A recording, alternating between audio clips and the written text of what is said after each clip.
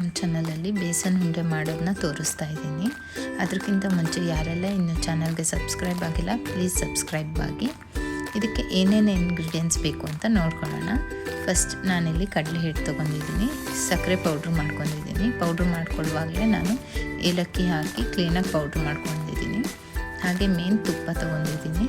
Dry fruits ನೀವು ಯಾವುದಾದ್ರೂ ತೊಗೋಬೋದು. ನಾನಿಲ್ಲಿ ಗೋಡಂಬಿ, ದ್ರಾಕ್ಷಿ, ಬಾದಾಮಿ ತೊಗೊಂಡಿದ್ದೀನಿ. ಈಗ ಫಸ್ಟ್ ನಾವು ಕಡಲೆ ಹಿಟ್ಟನ್ನ ಹುರ್ಕೋಬೇಕು.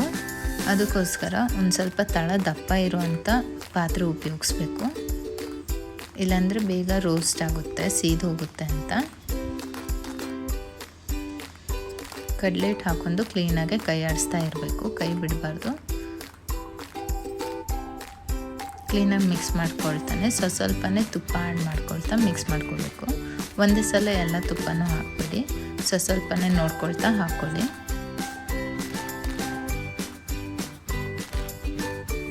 ಮೆಷರ್ಮೆಂಟ್ ಹೇಳೋದಾದರೆ ನಾನು ಈ ಥರ ಒಂದು ಕಪ್ಪಲ್ಲಿ 2 ಕಪ್ಪಷ್ಟು ಕಡಲೆ ಹಿಟ್ಟು ತೊಗೊಂಡಿದ್ದೀನಿ, 2 ಕಪ್ಪಷ್ಟು ಸಕ್ಕರೆ, ಹಾಗೆ 1 ಕಪ್ಪಷ್ಟು ತುಪ್ಪ ತೊಗೊಂಡಿದ್ದೀನಿ. ಇನ್ ಕೇಸ್ ನಿಮಗೆ ಇನ್ನೂ ಸಕ್ಕರೆ ಬೇಕು ಅಂತ ಅನಿಸಿದ್ರೆ ಆ್ಯಡ್ ಮಾಡ್ಕೋಬೋದು. ಆದರೆ 2 ಕಪ್ಪು ಸಫಿಷಿಯೆಂಟ್ ಆಗುತ್ತೆ ಈ ಮೆಷರ್ಮೆಂಟಿಗೆ. ನೋಡಿ ಈ ಥರ ತಳ ಬಿಡ್ಕೊಳ್ತಾ ಬರುತ್ತೆ.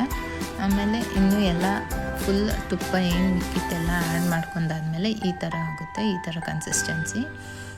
ಈ ಥರ ಆದಾಗ ಫುಲ್ ಕೈ ಆಡ್ತಾ ಇರಬೇಕು, ಕೈ ಬಿಡಬೇಡಿ, ఎందుకంದರೆ ರೋಸ್ಟ್ ಆಗುತ್ತೆ, ಕೆಳಗಡೆ ಸೀದ್ಕೊಳ್ತಾ ಬರುತ್ತೆ. ಅದಕ್ಕೋಸ್ಕರ ಘಮ ಬರೋವರೆಗೂ ನಾವು ರೋಸ್ಟ್ ಮಾಡ್ಕೋಬೇಕು. ಅರೌಂಡ್ 15 to 20 ಮಿನಿಟ್ಸ್ ಹಿಡಿಯುತ್ತೆ ಇದನ್ನ ಕ್ಲೀನಾಗಿ ರೋಸ್ಟ್ ಮಾಡ್ಕೊಳ್ಳೋಕ್ಕೆ. ಈಗ ಕ್ಲೀನಾಗಿ ನಾನು 15 to 20 ಮಿನಿಟ್ಸ್ ಕ್ಲೀನಾಗೆ ರೋಸ್ಟ್ ಮಾಡ್ಕೊಂಡಿದ್ದೀನಿ. ಈ ಥರ ಕನ್ಸಿಸ್ಟೆನ್ಸಿ ಇರುತ್ತೆ. ಇದು ಬರೀ ನಾವು ಕಡಲೆ ಹಿಟ್ಟು ಮತ್ತು ತುಪ್ಪ ಹಾಕಿರೋದಷ್ಟೇ, ಇನ್ನೂ ನಾವು ಸಕ್ಕರೆ ಆ್ಯಡ್ ಮಾಡ್ಕೊಂಡಿಲ್ಲ. ಈಗ ನಾನು ಸ್ಟವ್ ಆಫ್ ಮಾಡ್ಕೊಂಡಿದ್ದೀನಿ. ಸ್ಟವ್ ಆಫ್ ಮಾಡಿ ಹಾಕ್ಕೊಂಡ್ಮೇಲೆ ನಾನು ಈಗ ಶುಗರ್ ಆ್ಯಡ್ ಮಾಡ್ಕೊಳ್ತಾ ಇದ್ದೀನಿ. ಶುಗರ್ ಪೌಡರ್ನ ಸ್ವಲ್ಪ ಮಿಕ್ಸಿದ್ದೀನಿ, ಇನ್ ಕೇಸ್ ತುಂಬ ಸ್ವೀಟ್ ಆಗುತ್ತೆ ಅಂತ.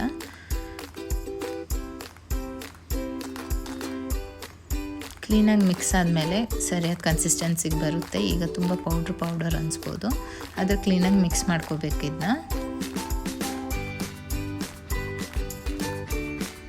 ಇನ್ನು ಉಳಿದಿರೋ ಶುಗರ್ ಪೌಡರ್ನೂ ಆ್ಯಡ್ ಮಾಡ್ಕೊಂಡಿದ್ದೀನಿ.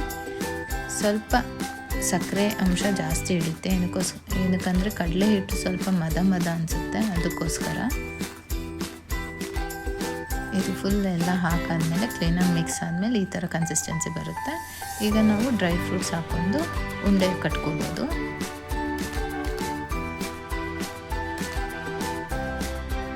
ನಿಮಗೆ ಯಾವ ಸೈಜಲ್ಲಿ ಬೇಕು ಆ ಸೈಜಲ್ಲಿ ಉಂಡೆ ಕಟ್ಕೋಬೋದು.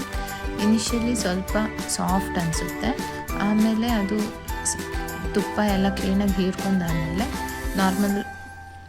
ನಾರ್ಮಲ್ ಇದು ಕನ್ಸಿಸ್ಟೆನ್ಸಿಗೆ ಬರುತ್ತೆ. ಈಗ ತುಂಬ ಸಾಫ್ಟಾಗಿದೆ ಅಂತ ಇದು ಅನಿಸುತ್ತೆ, ಆದರೆ ಸ್ವಲ್ಪ ತಾದ್ಮೇಲೆ ಕ್ಲೀನಾಗೆ ಒಳ್ಳೆ ಉಂಡೆ ಶೇಪಲ್ಲಿ ಇರುತ್ತೆ ಅದು.